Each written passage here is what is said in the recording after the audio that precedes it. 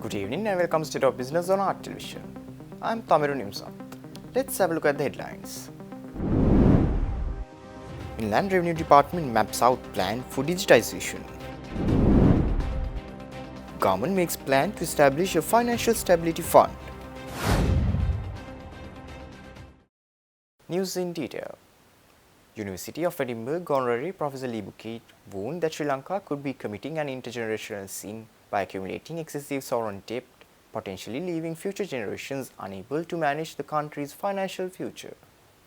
Bucket shared this view while delivering an oration titled Sovereign Debts, the Myth of a Golden Age at the Central Bank of Sri Lanka last week.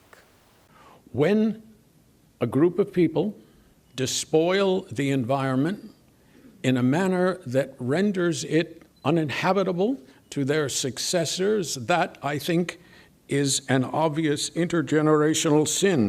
And it is happening in our lifetime on a planetary basis. What makes an intergenerational sin so invidious is that the victims, the generations yet to come, are wholly unable to protect themselves against it. They cannot even protest it. Why?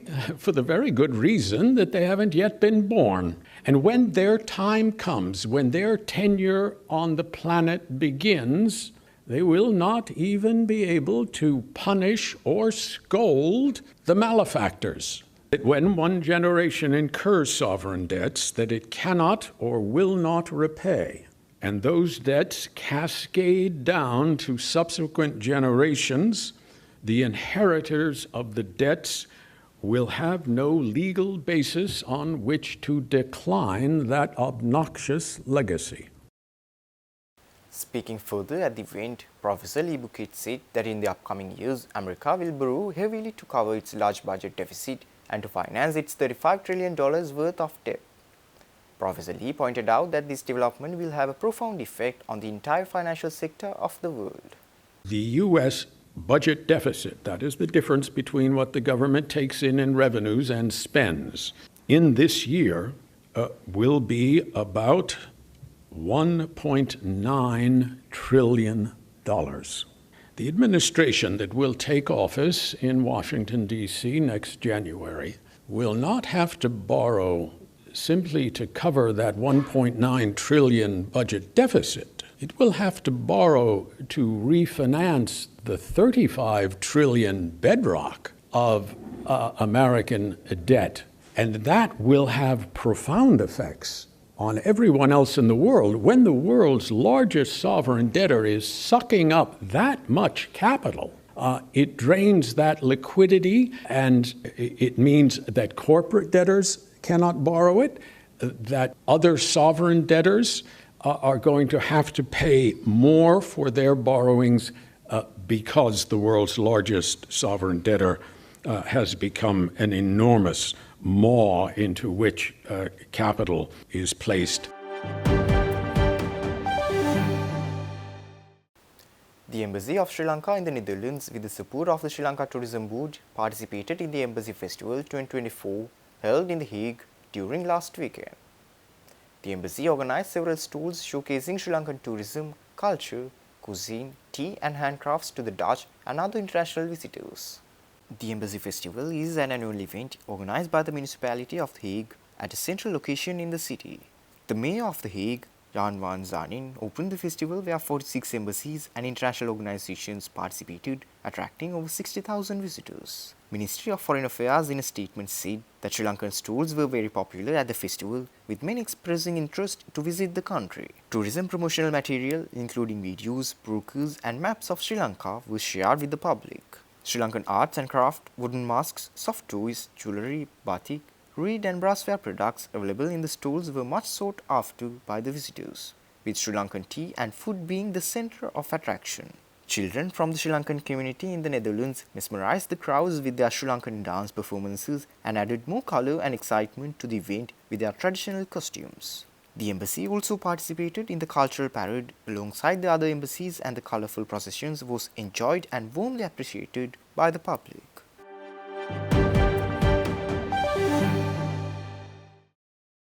Stay tuned. We will return after the short commercial break.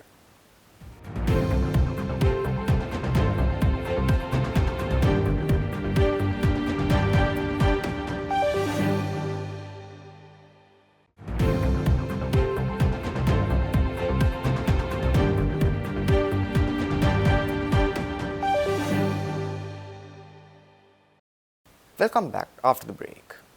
The Cabinet of Ministers has approved the Inland Revenue Department's Information Technology Strategic Plan for the period 2025 to 2027, marking an advancement in Sri Lanka's ongoing digitalization initiatives. Cabinet spokesperson and Minister Bandula Gunawardena said this, speaking at the post-cabinet meeting media briefing held in Colombo earlier this week. This plan is a structural measure required under the Comprehensive Loan Facility Program with the International Monetary Fund and is expected to significantly boost the efficiency of the IRD through digital transformation. Gunawardena highlighted that the plan, which was approved ahead of the IMF's August 2024 deadline, is designed to modernize tax administration, streamline operations, improve tax collection, and reduce administrative burdens by adopting advanced technological systems. These objectives align with the government's broader fiscal stabilization and transparency goals. The proposal was submitted by President Ranil Wickremesinghe, who serves as the Finance, Economic Stabilization and National Policies Minister, and received cabinet approval. Speaking further at the briefing, Minister Bandula Gunawardena said that Sri Lanka is set to establish a financial stability fund with an initial allocation of 1 billion rupees from the Ministry of Finance. This initiative is part of broader efforts by the Central Bank of Sri Lanka to enhance its bank resolution framework, particularly in response to financial institutions under its regulation. The fund, designed to address financial crises and meet the objectives outlined in the Banking Act of 2023, will function independently from the central bank and other regulated institutions, ensuring targeted financial stability interventions. The Ministry of Finance will release comprehensive guidelines for the fund's operations, focusing on effective management and crisis resolution. In addition, Sri Lanka expects to secure a loan of $200 million this year from the Asian Development Bank to support the Financial Stability Fund as part of this program.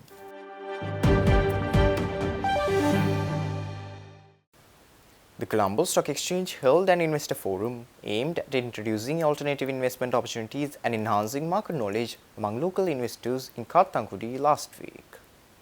The event drew over 75 participants, offering insights into a range of investment opportunities including silks, green and sustainable bonds, as well as stock borrowing and lending.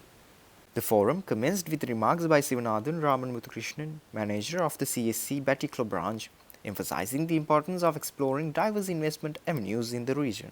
Senior Vice President of Broker Supervision and Listed Entity Compliance at CSC, Nilupa Pereira, represented the first session, focusing on green and sustainability bond issuances. She highlighted the bonds' role in promoting environmental sustainability and their benefits for investors looking to support eco-friendly initiatives. The forum concluded with an interactive panel discussion.